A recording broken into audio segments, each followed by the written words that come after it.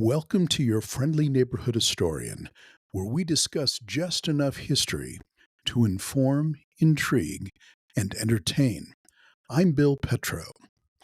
The history of July. July was renamed as a month for Julius Caesar, who was born that month. Previously, the month was known as Quintilis in Latin, meaning the fifth month in the ancient Roman calendar. However, Mark Antony changed the name to July after Caesar's assassination. This was before January became the first month of the calendar year, about 450 BC.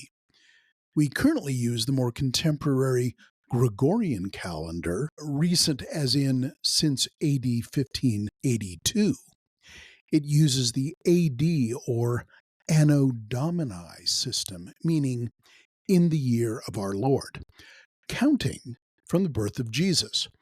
As I've previously recorded, in this calendar, curiously, Jesus was born 4 to 6 years BC, or before Christ. The Gregorian calendar was a reform of the Julian calendar, which itself was a reform of the previous Roman calendar. Julius Caesar himself introduced the Julian calendar in 46 BC, adding 67 additional days by putting two intercalary months between November and December.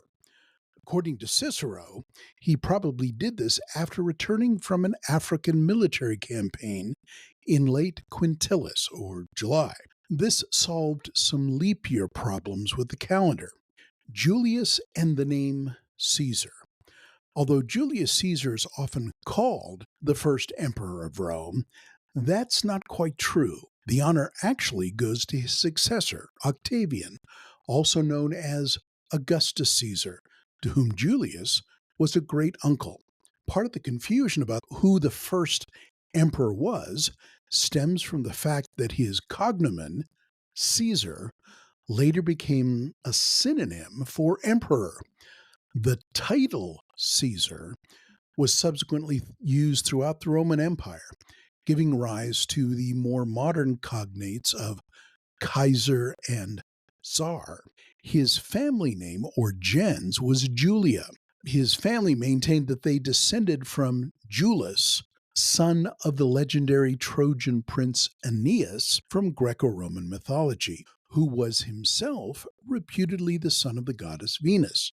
The Greek version of the story is in Homer's Iliad.